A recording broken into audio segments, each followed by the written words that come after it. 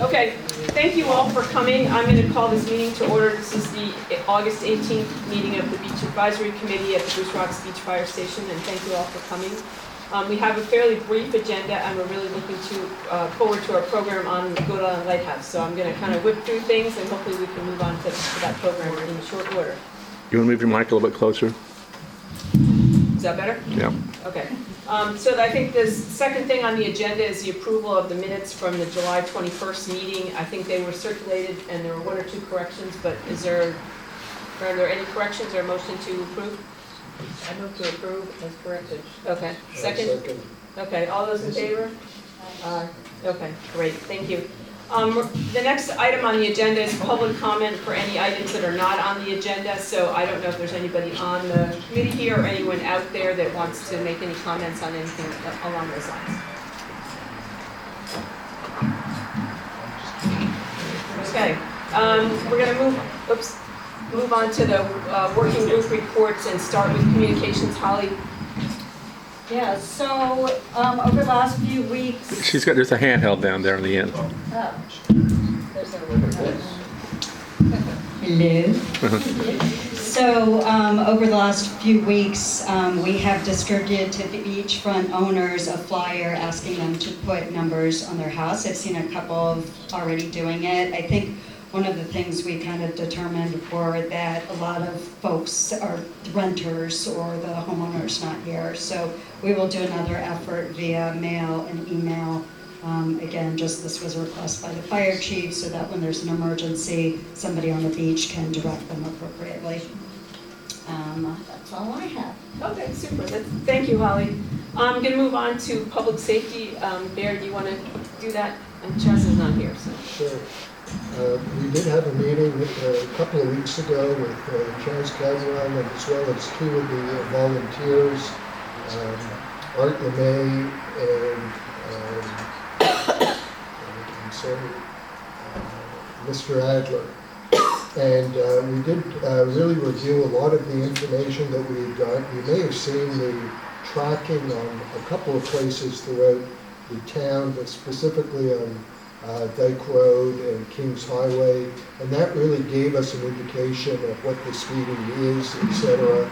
I won't go into the gory details of all of that, but suffice it to say, there's a lot of cars that are going over the speed limit, or just marginally over, but then we also had a lot of trucks especially that are going considerably over. We're going to sit down with the town. Chaz is unfortunately not here. I don't believe he had a chance as yet. We are going to sit down with the town. There's a number of things as well besides the speeding, and it really relates to the safety of the roads. I think we're all aware of the number of pedestrians, the number of strollers, the number of joggers, the motorcyclists, and of course the delivery trucks, the contractors, the gardeners. It's just, at times, it's an obstacle course getting through the highway. And I say highway, we're all laughing when we call it a highway, but that is what they call it. So that being said, there were a number of recommendations that came forward from this meeting. They have to do with markings. We want to make sure that the crosswalks are properly painted. There was a suggestion that we add a few crosswalks. We're looking as well at potentially a speed hump. Those were put on New Biddeford Road later in the summer, but they are in place and they do slow down traffic considerably. The suggestion also came for a speed table, which is a little less noisy, but again has the effect of slowing down traffic. So a number of these things, the recommendations are going to be made to the police chief as well as to the town manager.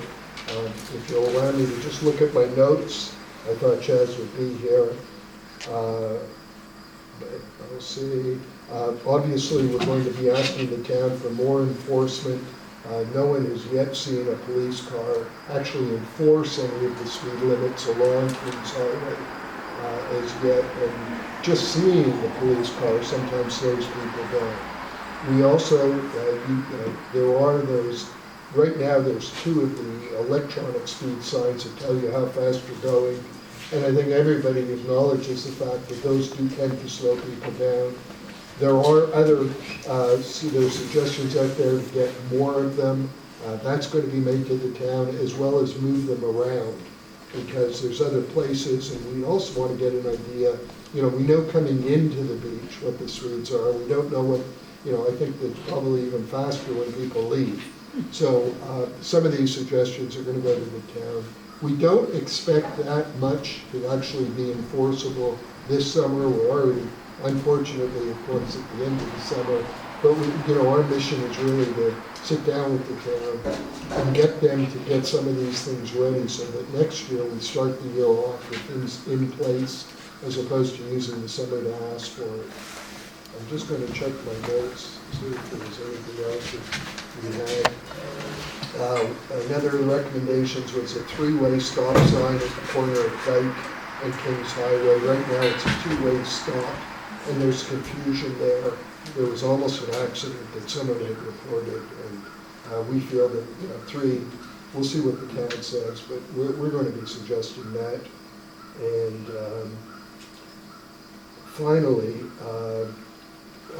the idea for looking at communications. The idea of, could we, when people sign with the renters, there's a docket that we don't rent title cottage. I'm not that familiar with it, but there are documents that are there. Could we include something as far as what are the rules regarding road safety, etc.? I mean, right now, I think we all know people walk on both sides. You're supposed to be facing the traffic. They cycle on both sides, and they cycle it parallel as opposed to in tandem. And I mean, it can become very difficult just navigating. So we were thinking potentially of putting out some sort of document we send to people at the beginning of the summer. Hey, these are the rules of the road. Please observe them. It's for their safety as well as everybody else's, as well as to be asking where possible. We did this a number of years ago, and it was relatively successful, asking some of the gardeners where possible, contractors where possible, use a driveway instead of double parking and making it more difficult for everybody. Hard to enforce, but even if you get 50% of the people, you're that much better off.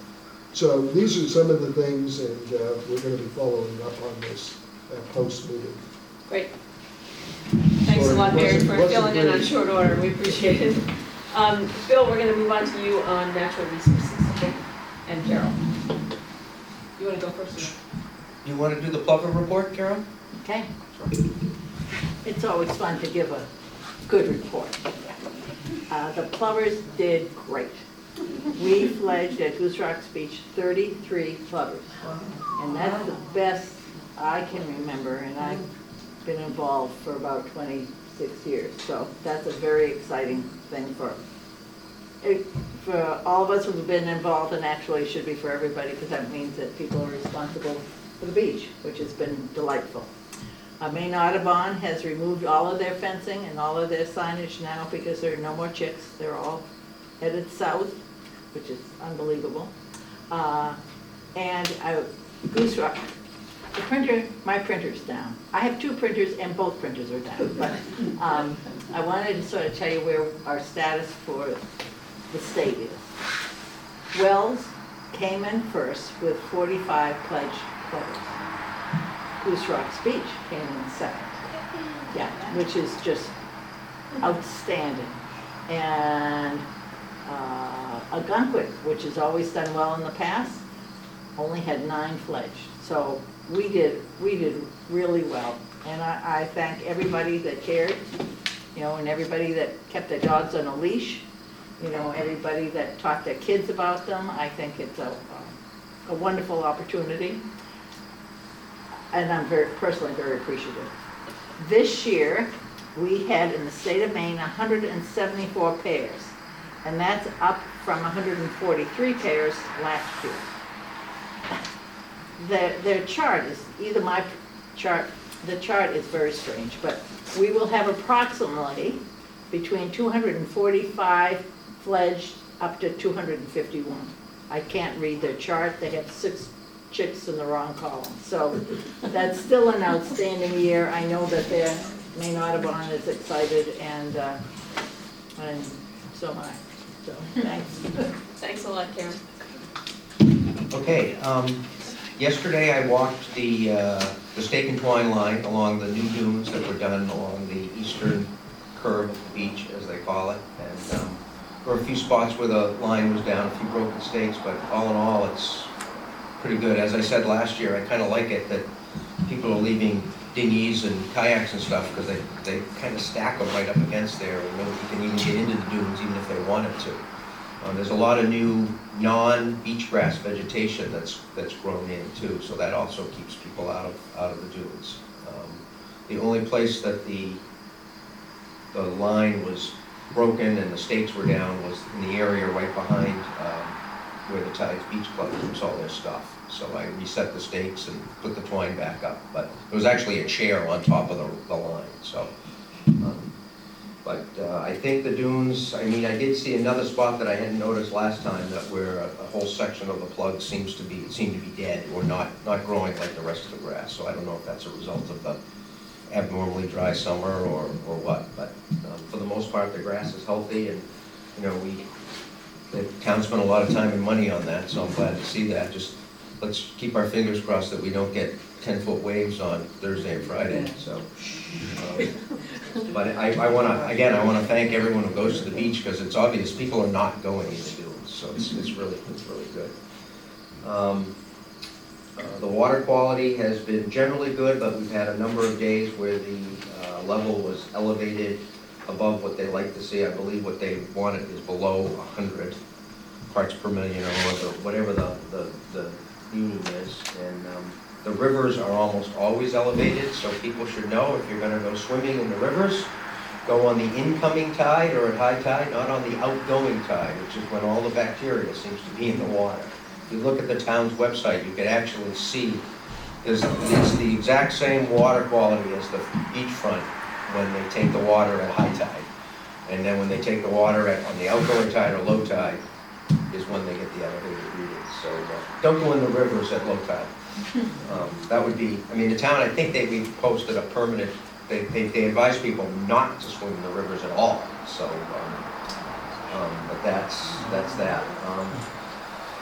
I'm not sure, Paul raised the question with me. I don't know if we're actually putting notices up when we get an elevated reading at the, those signs we have at the public ways or not.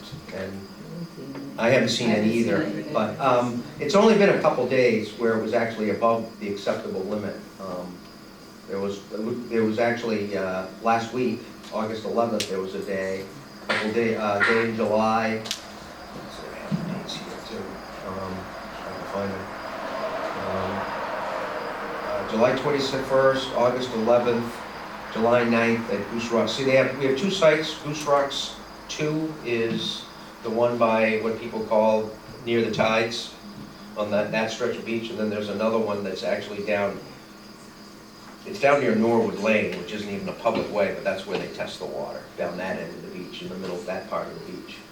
So we've had some elevated readings, and people, it's hard for people to, unless they're checking the website every day. It is very easy to find on the town's website. You go to the homepage, click on departments, go to the health department, and right on the health department webpage there is the water testing stuff. And you just click on that and the results are right there.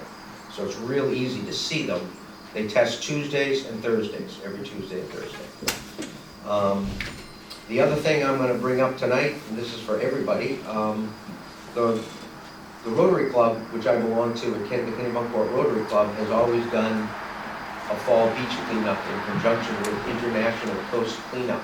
It's actually a month now. It used to be just a week, but it's now a month. It's the whole month of September.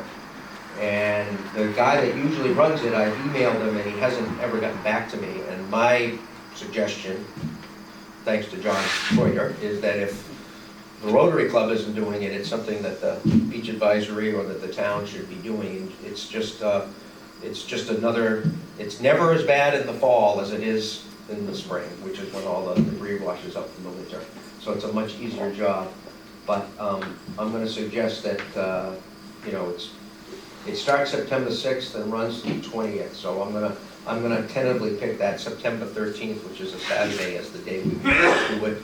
I don't think we need a dumpster. Okay, that was my next question. Yeah, I don't think we need a dumpster. I think with Rotary, what we did is we got trash bags and we put them by the public ways, and now that we have the big barrels, we can probably just put them in those big barrels. 'Cause Okay. there's never that much big stuff. International Coast Cleanup, their rules say we're not supposed to touch lobster traps. And anybody that knows our spring cleanup, we drag a lot of broken, raunchy lobster traps up and throw them in the dumpster and get rid of them. Probably not supposed to do that, but we do it. I'll tell you a funny story. I grabbed some traps that were in pretty good shape, and I took the name off the tag and I called the Cape Porpoise Harbor Master, and he says, well, you can bring them over here, he says, but that guy's dead, so I don't think he's gonna be needing his trap back, and stuff like that. I'm like, oh boy. But last time I did find out too, if you do have broken traps, you can check with Highway Department, because they do have a pile of them there, and I think they'll let, if you have a raunchy lobster trap in front of your house on the beach and you want to get rid of it, I think you can take it up to the highway garage and get rid of it, so, and then they'll get rid of it. When you have a cleanup, we've done it in Cape Porpoise Harbor many times. Sometimes it's not a bad thing to touch base with Marine Patrol. On several occasions, although we did it for many years, once or twice they sent somebody so that as the traps were being kind of designated, they would kind of come and say, yep, you can get rid of that one, say, and that, to stay within the law of Sure. not handling somebody else's Property. Yeah. Most of the traps that are on Goose Rocks are destroyed by the time they get there. Yeah, So, same. some of them don't even have the names on them. Most of them have the identification number on a little band, but. So anyways, but thanks, I want to thank John Croyer for bringing that up, because I hadn't heard anything from my Rotary friends about it. So if they don't do it, we're gonna do it. So what time are you gonna do it on the 13th? I think we'll do it at 9 o'clock in the morning. Okay, I think and that's meet where? At the store, and we'll just Okay. spread out from there. Okay, We'll do it the exact same thing way we do it. Some people can go down the other end, and everybody works together, and you just patrol a section of the beach. The difference with International Coast Cleanup is you document every single thing you pick up. So one person has to kind of have a pen, everything, including bottle caps and cigarette butts, and the whole idea behind that is to actually get to produce it. They've been doing it for 30 plus years, so they actually have a database, so they can see how much stuff, and they like to see the trends. For a while, we saw no cigarette butts at Goose Rocks. The Rotary Club's been doing it for 20-something years, and they saw no cigarette butts, and over the last few years, we've been seeing a lot of them. So I don't know what's going on, but it's not good. So, but I don't know if anyone has any questions or comments, so. Bill, is that gonna involve also taking down the stake and twine at that point, or will it stay up longer? I like to leave that up longer. I mean, it'd actually probably be a good time to do it, just because of help, right? Yeah. Because of help, so. If there's enough people, maybe we will, but, because most people in September aren't gonna be climbing through the dunes. Last year, I don't know if people remember, but when the new dunes were done, and even before that, we left the stake and twine along the rights of ways, so that people wouldn't cut into the dunes until they got down, until they were down on the beach. So Yeah, it's probably a good idea. I think that worked out pretty well. Okay? Thank you. Moving on the agenda, we have two old business items. One is commercial activity on the beach, which I'm going to pass because John Dykstra is not here. And then Kate, I don't know, can you give us an update on parking? Well, a brief one, Yes. because it's still a work in progress. We're not gonna see any real changes for this summer. First, I wanna thank Pat Souza and Wendy Bosley for all their work on this and input. And again, it's still a work in progress. Most recently, I think Pam and John Dykstra met with the police chief and did some hands-on, walking around and checking out some of the points we were raising about where existing parking spaces are, et cetera. So we're covering a lot of issues. It's kind of, I think at this point, more or less, would you say more or less in the hands of the town for the moment?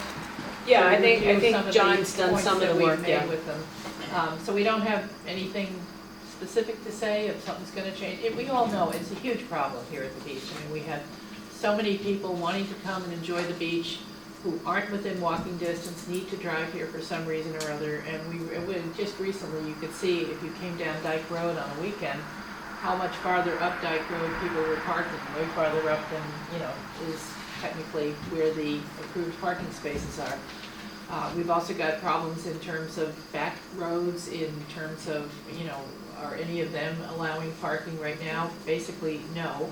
And for good reason. If particularly on the east end, if you try to move around there, as Barry pointed out, trying to drive around that area is pretty tricky. You have to be super, super slow and cautious because we have so many people either walking, the things that scare the Jesus out of me are the little kids on bikes. They're totally erratic. You never know quite what they're going to do, and they're adorable.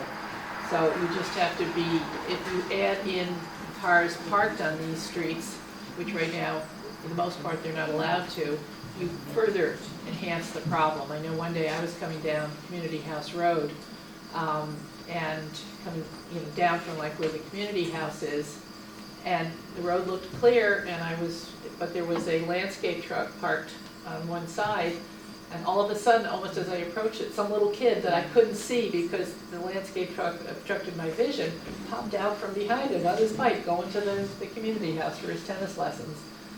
So it's so many more people want to be here and want to be able to drive here, but it's a real problem here, and we're working hard on it. I think hopefully by next year we will have some resolutions if we can, but it's a very difficult problem. Okay, so I would like to conclude the business part of this meeting, and I'd ask for a motion to adjourn, and we can move on to Scott and Karen Dombrowski, who are going to tell us all about living at the Goat Island Lighthouse. So can I have a motion to adjourn? So moved. Second? Okay, all those in favor? Thank you. I will say that our next meeting is September 15th, and it will be back at the North Street Fire Station, and it will be a hybrid meeting. Thank you. Yeah, you're on the line. Yeah, we'll all move, but I'm going to take for a moment to introduce a wonderful little bio that Scott and Karen gave me. I'm thinking the mic is on if it's intended. Oh, sorry. Well, yeah, because it doesn't have to be recorded per se.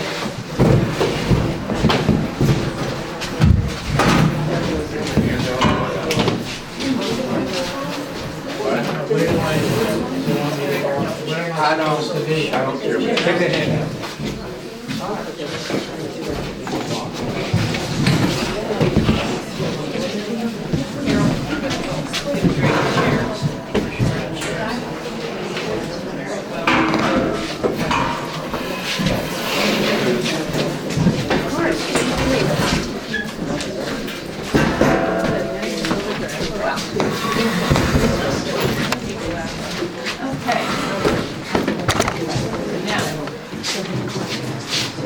All right, can everybody pretty much hear me? Okay, I've got this great bio that Scott gave me. Scott grew up sailing and hanging around the waterfront in Marblehead, Massachusetts. Karen, however, grew up at Goose Rocks Beach with 3 generations of her family and also in Melrose, Mass. They met in 1978 at the University of Lowell and married at the Church on the Cape in 1982. Karen worked off and on at Bradbury's in her youth and years later as a stay-at-home mom. In 1947, Karen's uncle, Bill Prescott, bought the Proctor farm at Goose Rocks Beach, and before he could do anything with the property, the fire of 47 destroyed the property.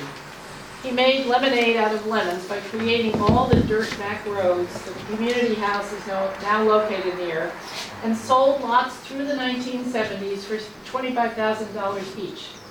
And on a personal note, both I and Pam Zikansky each now live on one of those lots. And I can guarantee you, when I bought it in the late 90s, it was a little more expensive than $25,000. I won't speak for Pam, but after starting an engineering career at GT Sylvania in Hillsborough, New Hampshire in 1981, it quickly became a lifetime goal for Scott and Karen to move to coastal Maine and Goose Rocks Beach to raise their family.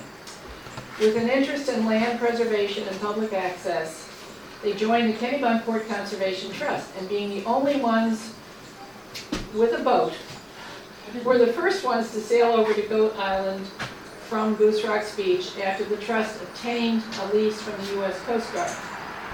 Scott and Karen were 32 and 33 years old, and their boys were 5 and 7 years old when they first moved out to Goat Island Light Station. The property required so much work, it was easier to live on the island than to keep running back and forth. Those are their humble beginnings of a 32-year career as light keepers. They started an apprentice light keeper program for local young families 4 years ago and passed the torch this past December to the group of new young families to carry on the tradition. The new head light keepers are Nick and Amy Luia. There's Nick. Thank you. Nick with I us. pronounced it all right. Luia, yeah, you were very good. Who manage and direct the other assistant light keepers in all the activities and care of the island. So, I'm so looking forward to hearing this. Thank you for being here. Did you turn it off? Somebody turned it off? All right. There you go. All right. I'm live, here we go. And if you could not stand in front of the speaker because you'll start reverbing. Right above your head? Right in front, yeah. All right, that's good, that's You good. don't want me to stand in front of this, though? No, just stand to the side of the speaker, that's all. Not in front of it. Not in front of it. I'm not in front of it. Okay. Oops, sorry. Right here. Sorry, I'm not used to all this AV stuff. So. Well, I don't know, where do I even start? I don't have a real formal presentation. We've got so much experience, I just try to gauge things as we go along. But I guess I have to start with, well, our approach tonight is going to be a little bit of the old stuff, and then also have a Nick take over and show you the energy behind all the new assistant keepers that we have. But I guess the first thing is how important lighthouses were. The first one was built in 1716, and that would have been Boston Light. And Goat Island Light was built out of the resources around the island, which was rubble stone. And there was a 28-foot rubble stone tower built in 1833, and a stone keeper's cottage. Unfortunately, we have never seen a picture of the stone keeper's cottage. I had a buddy of mine come, he used to live out there on during the winter, and when we grew up in Marblehead together. When he was in Denver, he went to the library and he looked up Goat Island, and he went and found a picture of the stone keeper's cottage, of which we never. So when he showed up to help us out, he's like, "Where's the stone house?" And I'm like, "Well, I don't know, never seen it." But when I think what ended up happening with that is that it was built of poor mortar. You didn't have Portland cement. You had 5 lighthouses being built in southern Maine at the same time. And my guess from what I saw from the archaeological digs is they probably used salt water to mix the concrete. And it was literally like dust. So within 10 years of building the original keeper's quarters, it fell into disrepair. There was a big crack in the wall on the east side of the house. There were 2 chimneys, 2 fireplaces, and one of them was unusable because it sent so much smoke back into the house.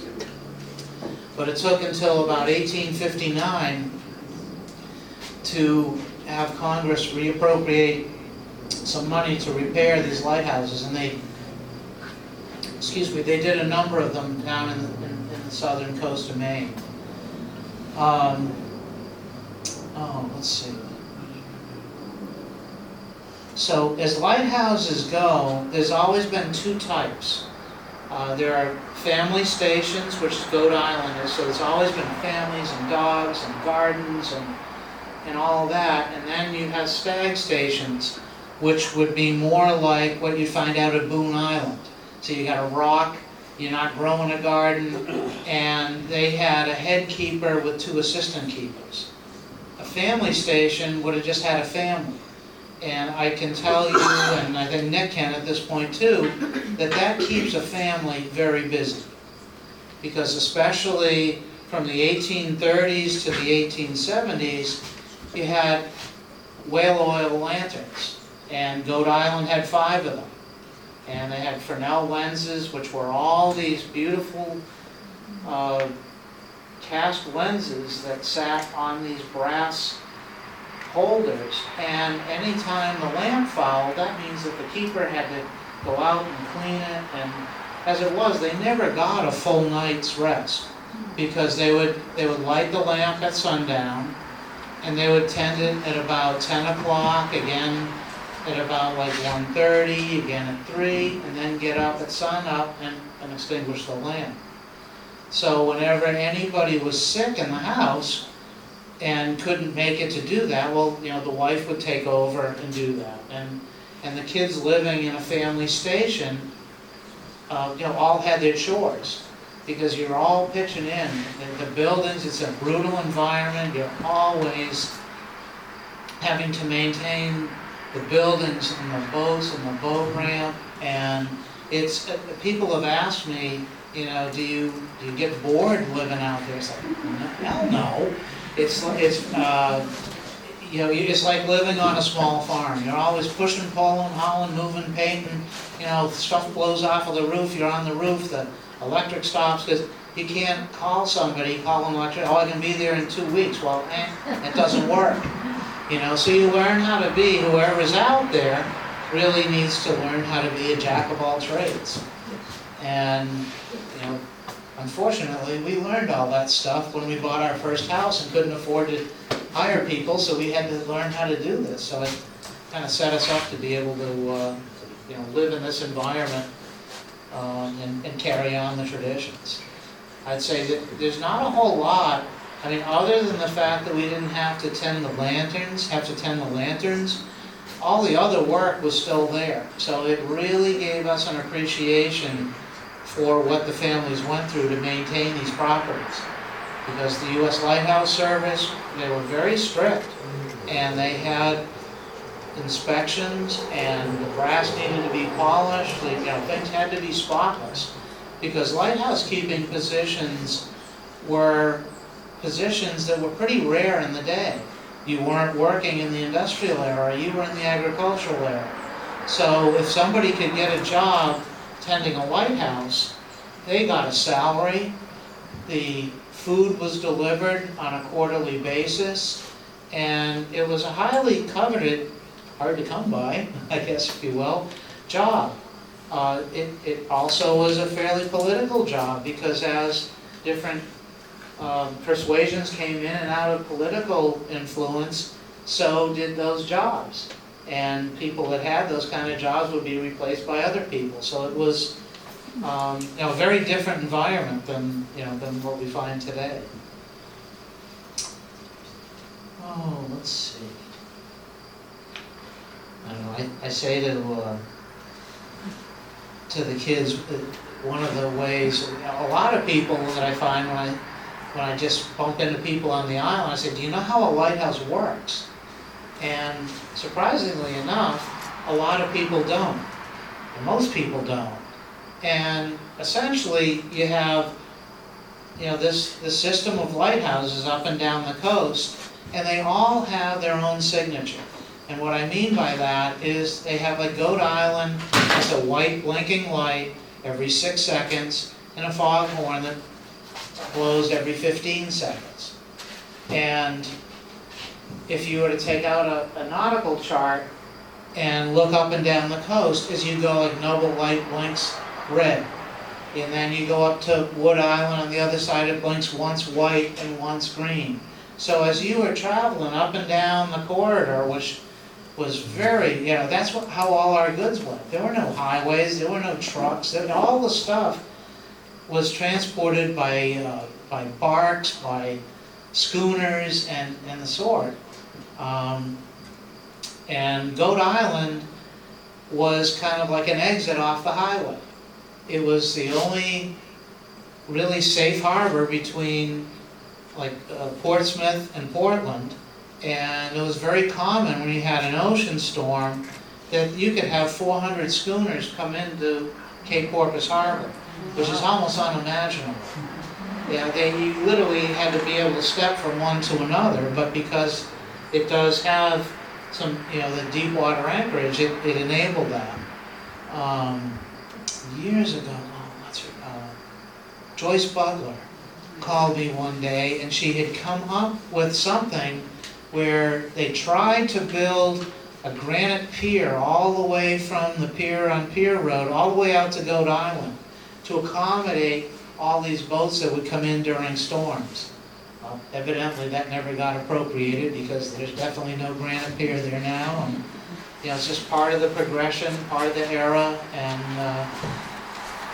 in living out on Goat Island, it's really interesting because you got like 1 foot in yesteryear with all this history and all these traditions that went on. But then on the other side, here you are, running a webcam and emailing people and running educational programs and that kind of stuff. So it was very unique for us, and we're very blessed to have spent, the almost 32 years that we did out there, because it was our goal to share it with as many people as we could, because it was so unique, because it had such a rich history. Even out on Goat Island,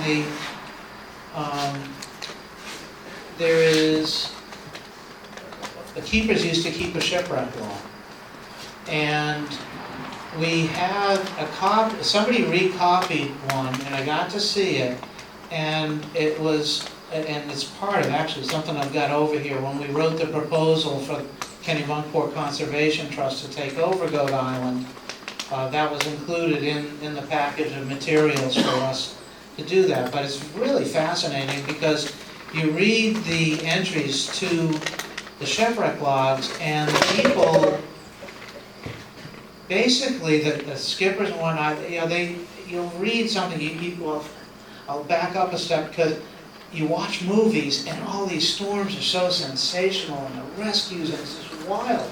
You start reading this like, yep, saw Goat Island for 2 hours before we struck.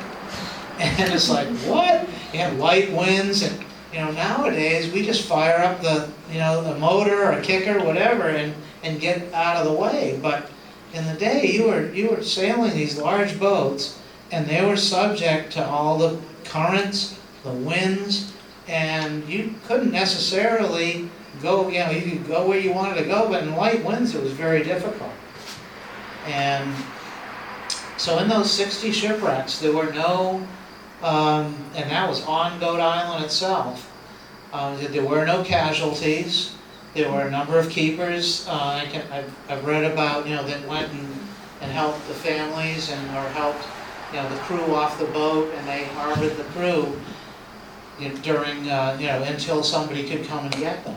That was not their jobs. That was the U.S. Lighthouse Service. So prior to 1939, you had 3 services. You had the U.S. Life-Saving Service, of which there's still a life-saving station in Biddeford Pool. You had the U.S. Lighthouse Service, which manned the lighthouses, and then you had the U.S. Coast Guard. And U.S. Coast Guard was really active here at Goose Rocks. There were numerous buildings. There was an old pump house. Next to Karen's sister's house was one of the dormitories, and then so there were at least 3 buildings. And like during World War II, those people would spread out a mile inland, and the Coast Guard would walk the coast, and they would be looking for people that come in, the Germans and submarines or whatever else. But that was their primary job. But in 1939, all 3 of those services were all melted into the U.S. Coast Guard. So they take care of all of them. That's why you hear the Coast Guard doing rescues and taking care of the lighthouses, and now their scope is so much further beyond that with drug control and so on and so forth. It's got a really neat history to it. It was really an honor to be able to be associated with them, because as we lived out there, we got to know a lot of these young men that were serving, and we also got to know the equipment, and were able to help them out at times. At times they would send this giant cutter down and anchor it off of Cape Porpoise Harbor, and they would come in a secondary boat, you know, and just have to tweak something. And over the years, we gained their confidence. I have an engineering background and, you know, kind of understand some of that stuff. And at times, they would call us and say, hey, could you reset this, could you do this? And it was pretty neat being part of all of that. The storms, I mean, the storms are amazing, you know, the place just roars and shakes, and one of the cool things is that from the storms, it moves, you know, rocks the size of a Volkswagen. It just moves them around like they're nothing.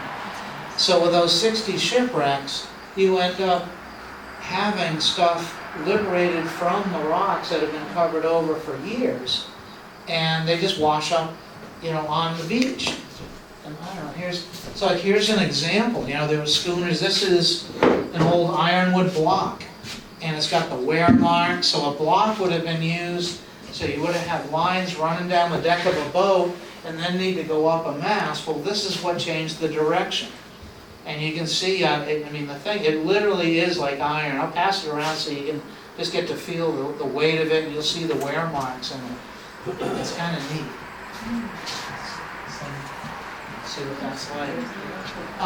When we first moved out there, we kept finding this. I'm like, what are these, like old cannonballs, or you know what the heck are they? All these round stones. Well, we came to find out that they're called ballast stones. So as if you had a schooner coming in, which is what would happen quite often, would come into Cape Porpoise, and it would drop off coal that was used at the mills in Sanford. And if they didn't load up with lumber or molasses or something that were the commodities of the time, they would have to load their boat with stones. So those boats, you know, they're out in the sea, they're doing this, they're doing this. Well, those stones are all rolling around in the hold of the ship. And then when they get to another port, they throw them out, you know, if they're loading something else on. So that's what this is. It's a ballast stone. Back in, was it 1929 when the Wanby went up on Walker's Point? But from time to time, when we get storms, we'll get the coal and the coke that was in that shipwreck. And right now it's very rare, but after the 2007 Mother's Day storm, people were going home with bags and bags of it. It was just all over the island. Cool. Let's get some more stuff. I think one of the things that was the most amount of fun too was being able to restore the light station. So what you see now when you look off the pier versus the early 2000s is we had to pick an era to which we did any work to. And the house was getting pretty tired. The windows were all leaking. The windows were all very non-traditional. They were on and crank out windows. And we ended up having to choose that era. I kept telling the Coast Guard, because the Conservation Trust didn't have the money to do a major renovation for many years. We lived on a shoestring. I kept telling them, and they just got so mad when I said this. We live in the modern era, because they went in the 1980s, they sheetrocked everything, they covered all the floors with indoor-outdoor carpeting, and the ceilings were hung ceilings like this with fluorescent lights in it, and it was about as non-traditional as you can get. But in the 1950s, all of the buildings that had been there were there at that one time, and we never ever dreamed we'd be able to rebuild it to that point, but we were blessed with the ability to do that. So what you look out at now is what you would have seen in the mid-1950s and prior.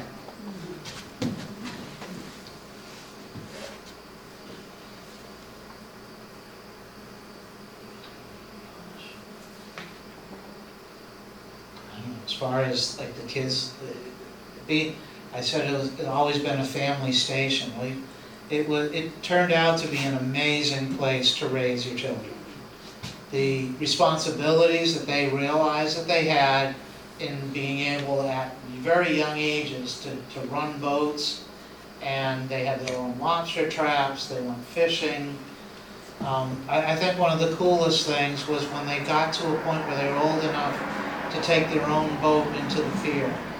And Karen would be in the living room watching them get to shore, and the school bus come down, see these little tykes, get up onto the school bus and go off to school.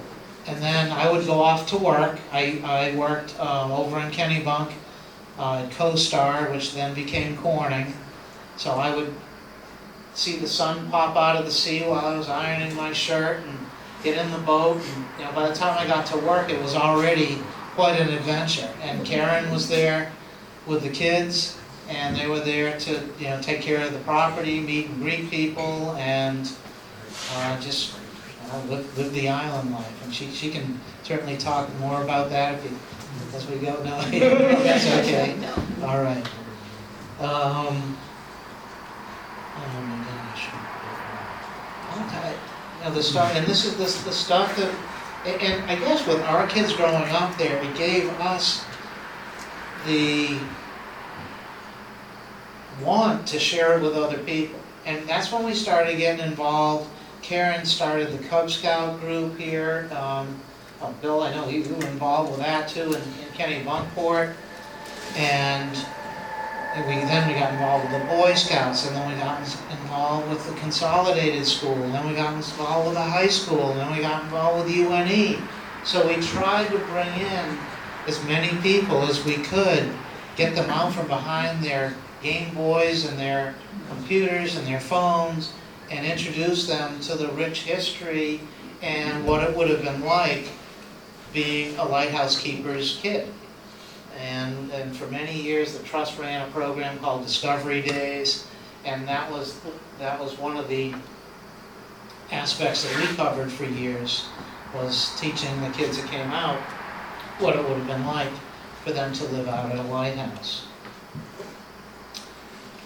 I started to talk about storms, but I have a great way of just going this way and that one and the other way. Storms are amazing, but like I said, the place just roars, it shakes, it's just like nothing else you've ever experienced. And to be out there when you get an extraordinary storm where you get a washover on the whole island, you're just wondering, when is it going to stop? When is it going to stop coming up? Where should I be? Where's the safest spot?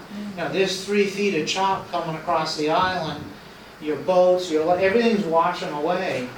And you're just trying to, figure out, how am I going to survive? Well, somehow or another it all works, because all the people before us had experienced similar things.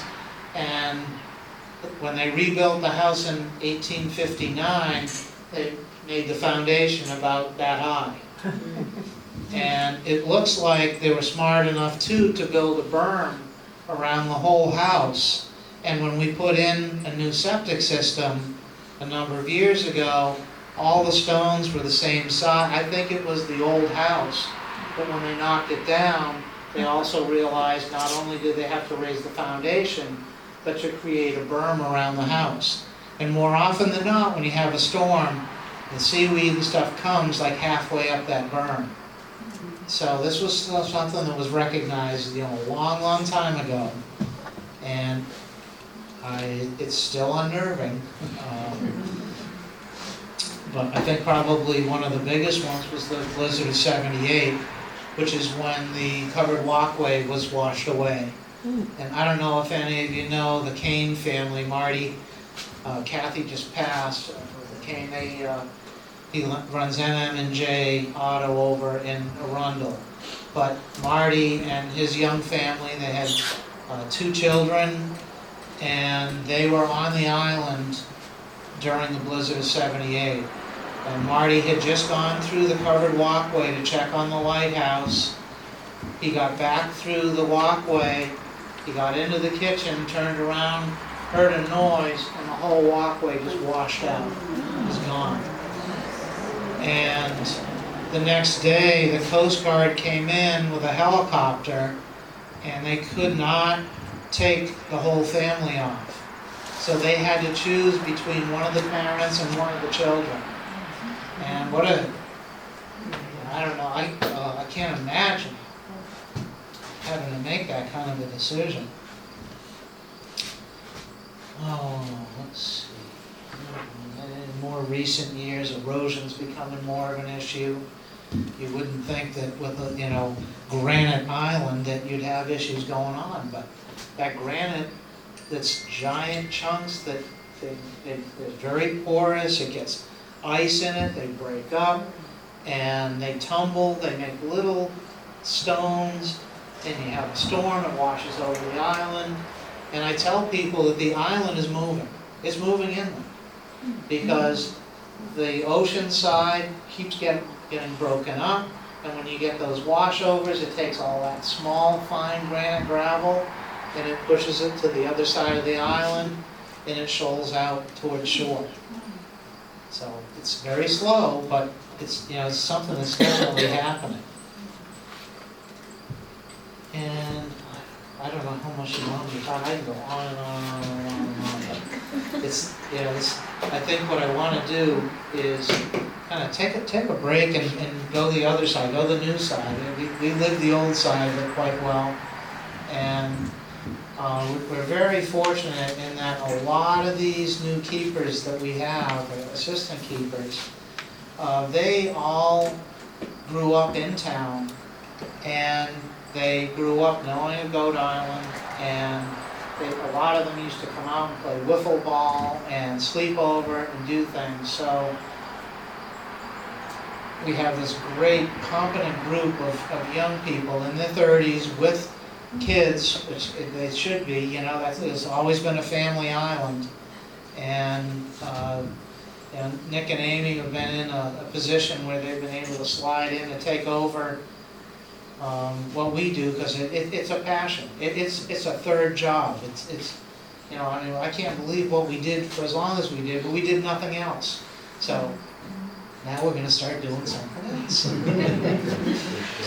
I will be quiet, and we'll let Nick. I'll show you some of the pictures of some of the people we have. We have a slide with hundreds and hundreds of pictures. I got more stuff to talk about. You want to talk about how rich it is spiritually and all the different ghost encounters, all the stuff. I can go on and on, but I'm going to be quiet, and then when there's question and answers, the stuff comes up, just give a shout. Be glad to plug in.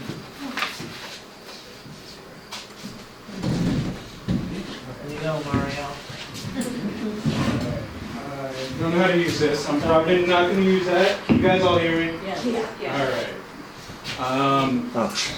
Just a quick, brief thing on me. You got to use the mic because I'm recording it and I need to be able to hear Okay, it. this is going to be rough. All right. I've never done this before. I'm not a public speaker. I'm Nick Luya. I was born and raised in Kennebunk, went to Kennebunk High School. I went to Biddeford Folk. I was the first student to do two, what they call majors there. I did auto mechanics and CAD design.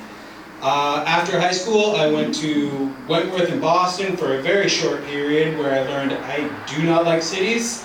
College, not really the thing for me.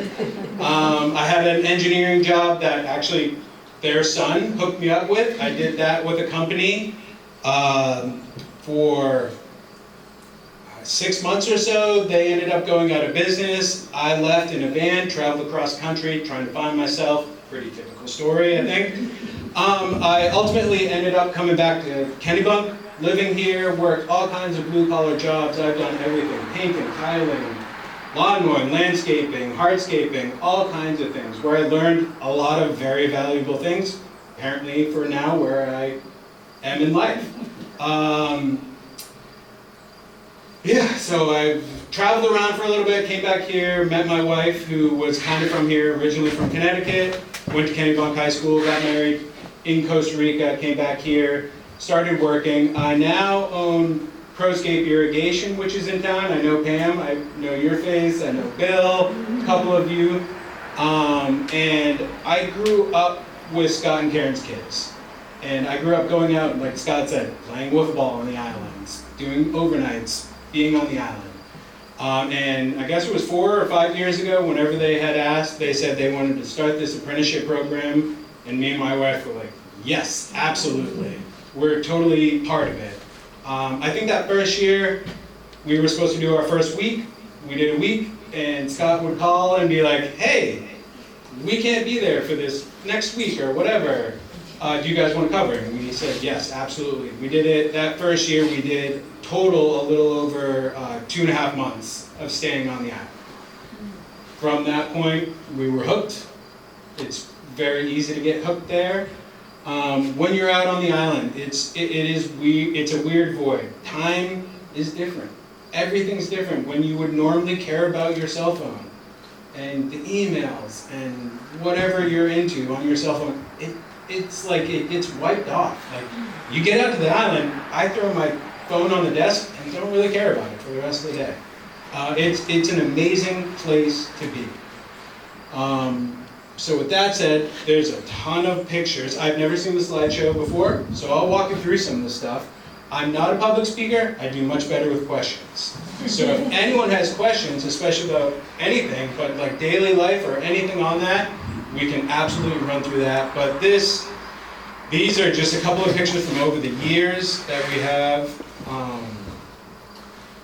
Yeah. A bunch of the new keepers, actually your assistants. Yes, so these, yeah, a lot of them. Greg and Scott and Eric and Karen are down on the bottom left. These are just a bunch of the new families. We have about 6 families that are all local people.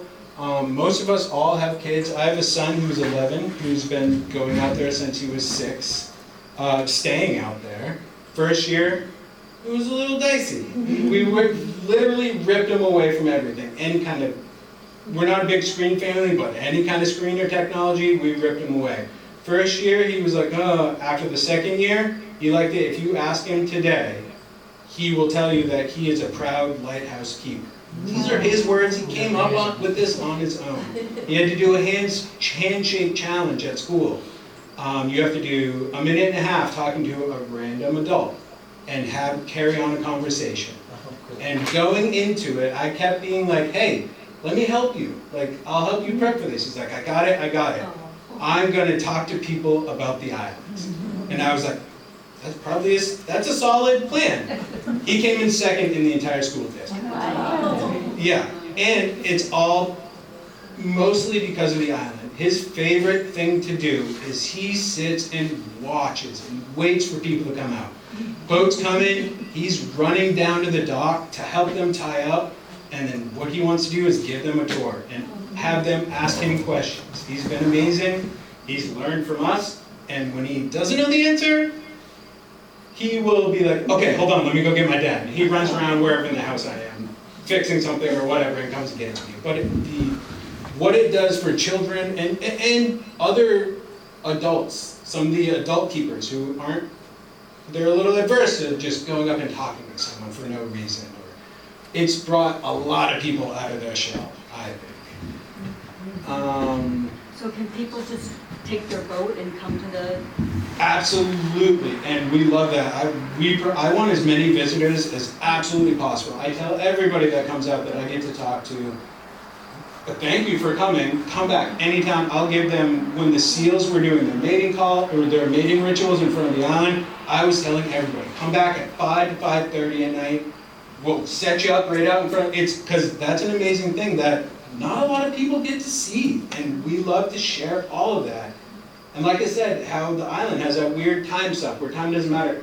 Everybody that comes out, as soon as they set foot on our sand, they're like, this place is amazing. And I'm like, you haven't even made off our beach yet. It truly is an amazing place. And if any of you have never been, I highly encourage you coming. You can come 2-3 hours after low tide. Before or after, and you can get out there. If you ever see me on the dock and are around and available, I'll bring you out there and bring you back. But It's an amazing place. We absolutely love to share it, and I want to get as many people to come out and enjoy it and experience it as possible, because it is, for most people, a once-in-a-lifetime opportunity. Come out on this amazing night. Yes, sir. Can I kayak out there? Yes, absolutely. That's the bulk of our visitors are kayakers. Yeah. Bill? When I worked for the town, Kennebunkport, in the rec department, I used to take groups of kids kayaking out there, so. And it's an amazing place to kayak to, and that's just the best Cape Porpoise Harbor KBIA too. in general. Tony. There, to kayak around there, it's a safe harbor, and there's so many islands, there's so many different things that you can get to outside of Goat Island, which are all owned by KPT, Kennebunkport Trust. Amazing, you have access to all of them except for one island. You probably couldn't find it even if you tried. So just go to any island, really. But definitely come to Goat Island and talk to any one of the keepers that may be out there. I'm out there often. We have the assistant keepers that stay out there July and August, for some are a week at a time, some are 3 or 4 days. My family bounces back in between. And then early spring, we were there from middle of May through July 6th this year, and then starting in September in 2 weeks. Well, I'm out there right now. I'm going there after this.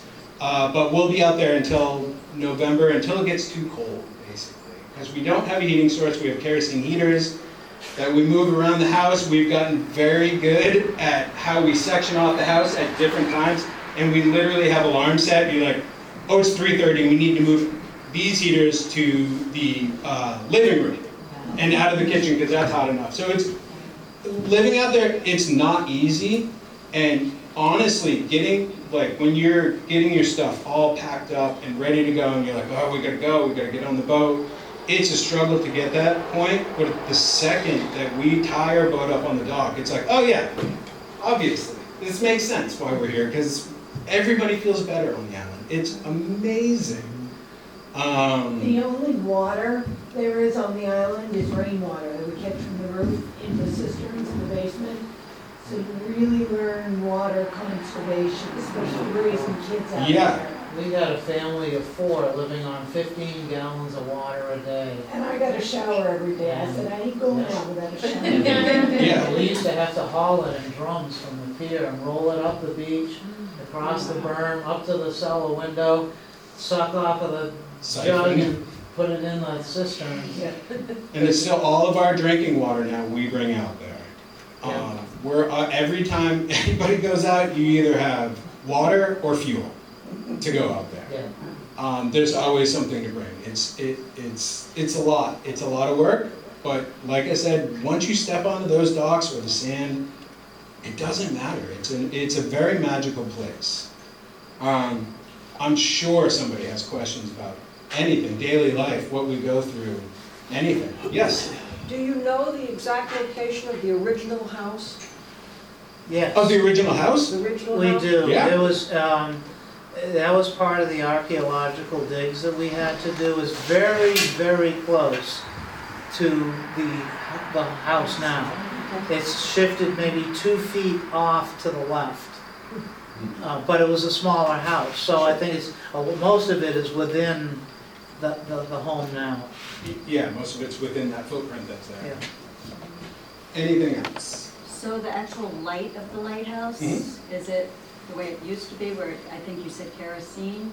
Oh, no, so the light was automated in 91? 92. 92. Yeah. And one of the last ones in Maine and the country, right, to be actually automated. Yeah, so the foghorn is still, we manually operate that. Yeah, we have to turn it on by radio. Me and my family, we have a 4 a.m. alarm that goes off every morning just to look out and check if there's fog, because shortly thereafter, the lobstermen all start heading. So it is something we have to do. We have to turn it on. It goes on for about 45 minutes at a time. And then if it goes off and there's still fog, we're going to turn it back on. But the light is fully automated, which is very, very nice. Something a little bit less to worry about, because there's a lot of things to worry about out there at any time of the day. But yes, that's amazing. Any other questions? I'm open to super weird questions There's a too. lot of poison ivy out there. There is. There's tons of poison ivy, especially on the backside of the house. All the islands are covered in poison ivy. I have I'm working towards a plan right now that we're actually going to bring goats out this year, this fall. I've done a bunch of research, and we were lucky enough this year to have a fellow from UNE that spent the whole summer with us out there and did all kinds of work. And my favorite thing was she's much smarter than I am, and she knew people that were much smarter than me. So all these weird questions and things that I had about the island, she was putting me in touch with different department heads at UNE, which I now have contact with, which is amazing. So for the poison ivy, I'm sectioning off a small section this year. We're gonna have goats they will eat pretty much everything, but in my research and I forget what the professor's name is at UNE, said that if I cover it for X amount of time I got this black thick tarp that we can cover it. Poison ivy is kind of a unique specimen. When it's deprived of light for more than 60 days, the roots start dying. The longer you deprive it, the better, and literally the whole root system will die. Anything that's left you can pluck out and throw away. Poison ivy also loves to grow in the shade of other plants, which is a problem, which is why you will find it in a ton of forests, because they have trees and they love the shade. So our plan is this year, we're going to have goats come in, eat a small little section. I'm tarping it for the remainder of the fall, all throughout the winter. Next spring, we're going to pull it up, pull out whatever we can, and I'm going to try and plant low bush blueberries, strawberries, raspberries, a number of pollinator plants, because the monarch migration that comes through is unbelievable. And you never know when it happens, but I think two, maybe 3 years ago, I remember I woke up in the morning, opened the back door, and it was like a movie. There's just monarchs everywhere. If you're fortunate enough to be out there at that point, it is just like not a life-changing event, but very close. It's amazing. You will never see anything else like it. So we want to track that and more of the birds. This year, we've had 4 different types of birds that we had never seen out there before, and 2 of them had nests that had fledglings, which is amazing. We've had the wildlife out there is amazing. Deer all the time. Moose. Yep. And everybody always asks, how do they get out there? Do they walk? They could walk, but deer and moose are very good swimmers. It happens all the time, and they're out there. This spring, we're pretty sure, I can't 100% guarantee it, but we had a mother deer and a baby that were separated a little bit, but we think that they were using the island as safe harbor, because they were there for almost 4 weeks, for about 3 weeks when we were out there, and then they finally moved off. So we're guessing that they were just bedded down in our poison ivy, unfortunately. But they were bedded down there, and then they moved off. We see things like that all the time. And on an island, it's odd to see. You wouldn't wake up in the morning and think you would have a deer 6 feet away from your back steps. It's amazing. Oh, yeah, lots of raccoons. Yes? Hi, I've actually got 2 questions. One is the triangular building. What is that? I know I was out there once, but it's so long ago I've forgotten what it is. Yeah, so that's the bunkhouse, but so on the water, on the inlet side of the inlet coming in, there's a bell there. And that's the original bell, which was in lieu of a foghorn. Yeah. It was the bell. It was the technology before the foghorns. There were fog bells, just like you'd find in a church. Yeah, and it used to have a weighted system inside. But the bell that's there now was the original one. I think it was 1889? 1911. Okay, but Tom Bradbury had found it in some museum. No, it was. Go ahead, Karen. It was outside the Historical Society in Kennebunkport. Oh. It was hanging there. Oh, yeah. And when we built the bell tower back, I went to Mary Bryant and said, can we have our bell back? She said, yeah, he replaced it with another bell. My mom had another smaller bell. So we got some great pictures of Mary next to the bell, and then the crane putting the bell back in the tower. Yeah, so I think it's very special that we have the original one. Oh, it there. sounds amazing, the It does. resonance of it You had is. 2 questions. I did. Everyone The other just says the beauty of the sound. it's wonderful. The other question is, how are you doing on water these days with the lack of rain? Are you Not great. what? So, I'm worried for about our 2 well. reasons as well. We had our basement, a lot of work done in the basement, and they had to cut out a lot of the piping. They were redoing our cisterns, so we lost a lot. I saved as much as we could. Water is always just an issue, and the less rain that we have, the more you need to conserve, and that gets passed along to all of our keepers, because I don't really like showing up in the fall and having 6 gallons of water left. But it's a teaching moment for everybody, and it's a way to actually, like, when you're brushing your teeth, you're literally, if you're using the faucet, you're turning the water on, dampening, turning it off, and doing it. We've learned that, like that, and washing dishes. We don't let water just run. And even when we get back onto our house, we now all, and we've talked to the other keepers, they're like, oh, we just got used to it, and we just do that now. We don't And- let any visitors wash dishes. No, because it would be a disaster. We would lose so much water. But that kind of conservation has spread throughout their lives, my life, which I think is a very special thing, because that should be something that should be more cognizant throughout the public anyway. Water is a finite resource, but again, I own an irrigation company, so who am I really? Karen, when we were living on 15 gallons a day, there was no way we could do laundry. But you created, one of our sons was a lobsterman. Well, you talk about stinky laundry. Oh my God.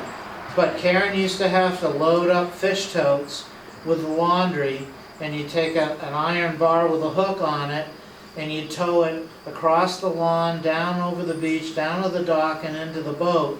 And if you had 2 or 3 of them, that's what you did.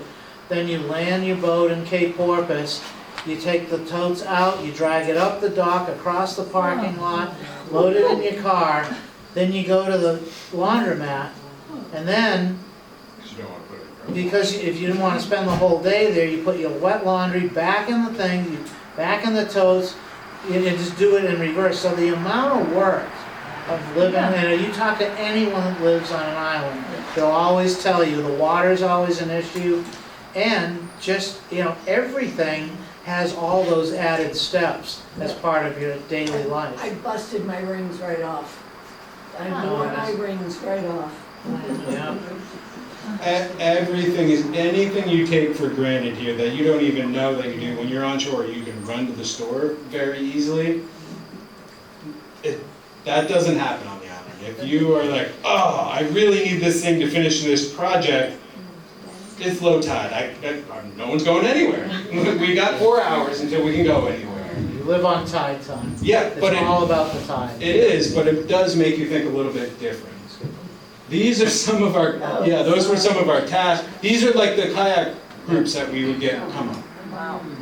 Wow. Which is amazing. Unfortunately, because the ramp on the causeway is harder to access, we don't get as many of the kayak tours coming out, but this year, just personal people on kayaks, it's been more than I've ever seen it. I've only been doing it for 5 years in any kind of capacity, but it's been very steady, and I'm hoping it's because we're telling everybody, come back out, bring more. And this year, we've had multiple people that were here for the summer. They had brought people out, and they had come out, and then they had brought people back. One person had brought people back 4 separate times other than their first trip, and all different people every time. It was just people friends that were coming up, or people they had met. They're like, I have something cool to do today. Let's go. And that's amazing. We very much encourage that. We really want as many people to come and enjoy it as possible. The Scouts. Is that the Oh, sleeping in yeah. the hallway? It's Boy Scouts. Yes, sleeping in the hallway. Yeah, we we had thunderstorms, so all the tents were starting to blow away, so they all moved into the covered walkway for that night. Got me to tell stories and show videos. The Boy Scouts coming out is priceless. They come out in the spring, and the amount of work they do is amazing. This year we had, I'm pretty sure it was the most ever, it was 49 came out to the island So this for year. every 1 hour of work, that's 49 hours of work. It's huge. And I can tell you, a lot of their jobs were rock cleanup just around the island, just picking up rocks. There's not enough hours in our lifetime to do that. They just come out of the ground. It's crazy. They're all over the place. They do grow. But the amount of work this year, they helped us build a pier for the docking system. They're amazing. It's been really great for our son, who was young when they started coming out, and he loves it when they come out every year. As soon as he wakes up in the morning, he's gone. He's out in the mix of the tents, doing things with the kids. It's amazing. That picture over on the far right, that is one of our assistant keepers' families. And towards the end with COVID and whatnot, you had a lot of people that were doing the homeschooling. Right. And a bunch of homeschoolers would get in touch with us. And this was a family that had a cattle ranch in Vermont. They had never ever been to the ocean before. And whenever we transport people out there, it has to be high tide. But all the activity is at low tide. That's where you got the tidal pools that you'll find the crabs and the lobsters and the shrimp. And so the kids, before on the low tide, before they arrived, went out and collected a whole bunch of stuff and put it in pools and different things so that when they got there, they could see them alive and moving, and then, you know, had them put them back in the water before they left. So it was a great lesson, and you know, it's so cool to see. Yeah, I can't imagine someone not seeing the ocean before, but it's, especially just being in Vermont. Yeah, it's not that far. Oh yeah, that's us working with the Coast Guard. Any questions? Anything? So you grow a lot of your own food out there? What's that? Do you grow vegetables, gardening? So we used to have amazing gardens until the storms that washed everything out. Next year, it is on top of my priority to redo our gardens. We have let them lapse because we've had a lot of more That pressing salt things. water really does a number on the soil. It takes a couple of years for it to wash through before it just can grow again. But somewhat yeah, we've neutral. always had gardens. But the gardens are also odd because it's like you pick tomatoes in like December. December. Yeah. It is You can't grow extended before from 4th of July, but because you know you got the cold ocean water, and that creates an ambient temperature that's lower than on shore. And then on the other side, you got the opposite. That water's holding the heat, and long after people's gardens are gone in September and October, That's you know, when ours is these still ones going are. on. Yeah, it's a very different biome. It's bizarre and yeah, amazingly bizarre, really. Have to adapt. Any other question? Yes. Do you have a lot of, I saw the seal. Yes. What's the story? How often do you get them around? So seals are my favorite thing, and I was just put in touch with UNE because they're starting a marine seal research study. And because of our fellow this year at from UNE, every time I was with her, she always would be like, when we were going back, she's like, Nick, can we go seal hunting? Of course. It's my favorite thing. Over the years, I've grown to know where they are. I've been keeping track of their populations and their new pups and everything. We have a thriving harbor seal population in Cape Porpoise in general. There's a lot of them, and there were 4 new pups just from 2 breeding families this year. A couple of others I couldn't completely verify, but the seals are amazing. They're all around us. Earlier this spring, I want to say it was before July, it was sometime in June, they were right out in front where the lighthouse is, right kind of, if this was the lighthouse, right over here in the water, they were doing these mating rituals. We looked it all up, and then I verified through UNE, but that's exactly what they were doing, and it was every night, right between 5 and 5:30, that they would come up and do their thing. And I have one that I call Fat Frank. He's huge.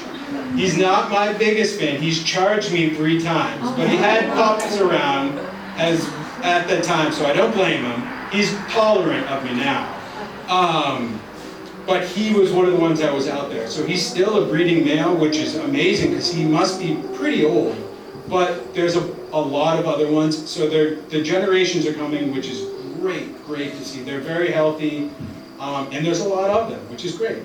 What time of year do you see that? What time of year? The breeding thing, or just? Yeah, that. It was in June, closer, mid to late June.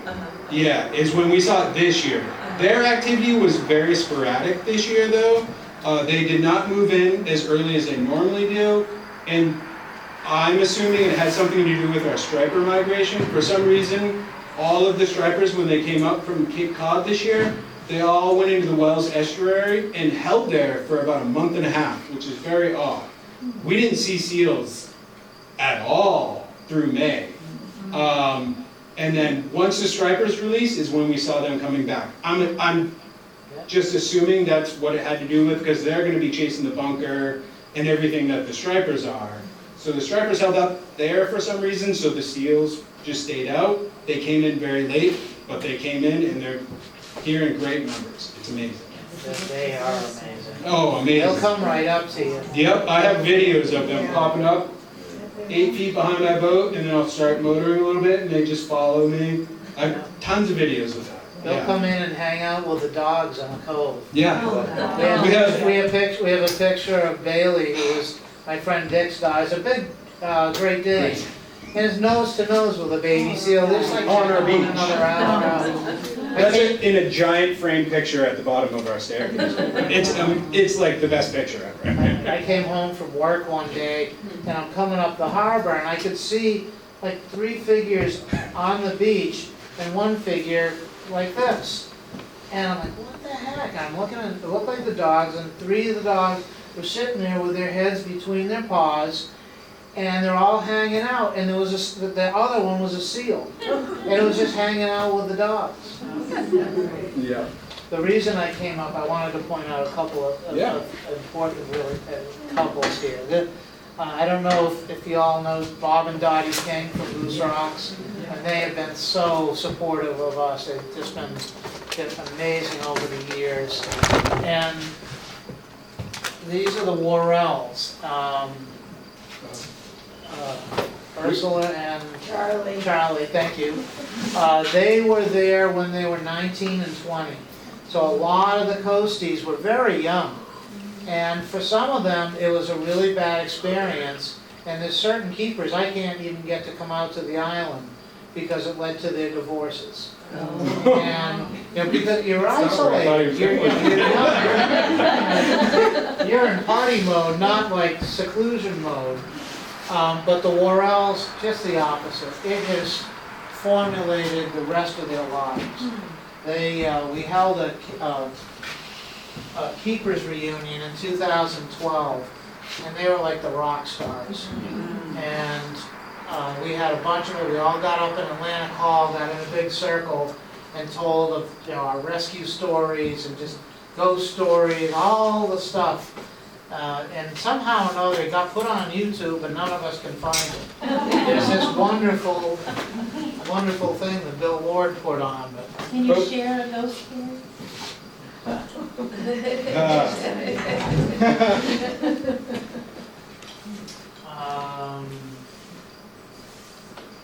So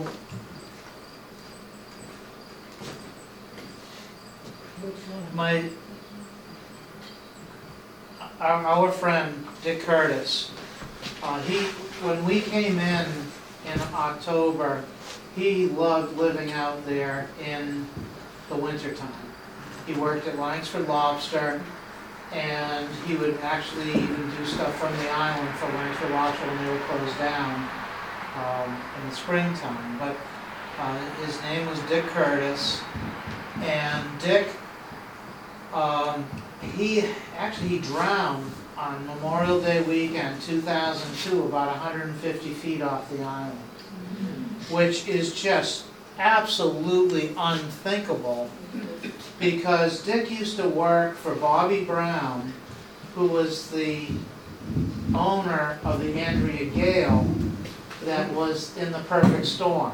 And when you read The Perfect Storm book, at the end, it talks about the sea star and the sea fever. And Dick used to work deep sea lobstering in the winter out of Gloucester on the sea star.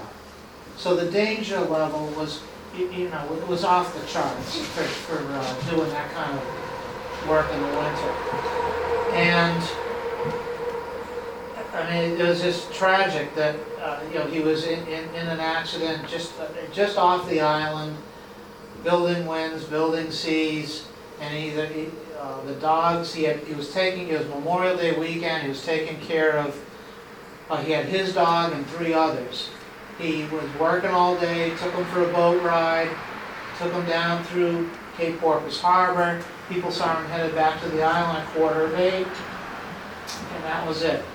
Looked up the tides at 7:45, they weren't high enough to land easily to let the dogs off, so we speculate that he went out around the Belle Buoy to just spend some time, and we think he spotted a life jacket that somebody had left on an anchor that got stuck while they were fishing on the front of the island. But we did see, when we were looking for him, we saw this life jacket, and it looked like it was tied, it was an old orange one and tied at the top, and it was kind of like it had a head and a body on it when we saw it. So he went over to check it out, and like I said, the seas and winds were building, so either he got caught in a situation where a wave hit him, or he had to goose it to get out of the way of a wave, and all the dogs got off balance, and the boat went over, must have conked him on the head, knocked him out, and he sank. So, a couple months, this was in May, and in August, I was out on the island, and my next door neighbor, when we lived on Pier Road, he had brought his girlfriend out, and they're walking across the front lawn, and I heard her whisper to him, you know, this place is haunted. And I'm like, cool, I hope it's Dick. This was his favorite place on earth. And we were sitting, well, we went up into the tower, and halfway up there's a little arched window, and she grabs my arm and says, Dick wants you to know he's okay and he wasn't drinking. And I'm like, what? He's sitting right there in this alcove. I'm like, oh, hey, Dickie, how are you? You know? So we went about it, we went up in the tower, and then we walked out to the boathouse. And we're sitting on the slipways, and this person admitted to us, she says, I normally don't tell people this, but I have a sense, about people that have passed. And she is sitting on the boat ramp, and all of a sudden, she puts her hand in her head, and she just started repeating, one of the dogs made it, one of the dogs made it, one of the dogs made it, and just kept repeating it. And in retrospect, she didn't remember even saying it later on, when I confronted her with it. So I'm like, okay, now 3 of the dogs made it, and 2 of the dogs made it back on shore. It was a black lab and a golden retriever, and 2 of them, didn't make it. That was a toy poodle and a Great Dane. And I just kind of discounted it. And then later on, I'm thinking, well, maybe one of the dogs made it to shore. And I started looking through the paper, looking for, found dogs or something like that, and it never found anything. Okay, whatever. So then, it's either October or it must have been November, I was asked to go to Sea Road School and talk about, they were having a Maine Careers Day, and they asked me if I'd come and talk about being, a lighthouse keeper. And on the way out, one of the ex-lobstermen from Cape Porpoise, Mike Day, at the time he was running he had stopped lobstering, and he had a submarine, and he'd take people out, and he'd put this remote submarine down and show people on a screen what was going on down under the water. Well, Mike was huge. I mean, this guy is one of the biggest people I've ever seen. And he's running across the continent. Scott! He says, I gotta tell you something. I'm yeah, Mike, what's up? He says, I was at this hunting camp last month up in northern Maine, and we're in this lodge, and this guy claims to be a psychic. And he just like, he picked up on Dick's death. He said he could see somebody drowning, and their lungs filling with water. And then he went into this chant. One of the dogs made it.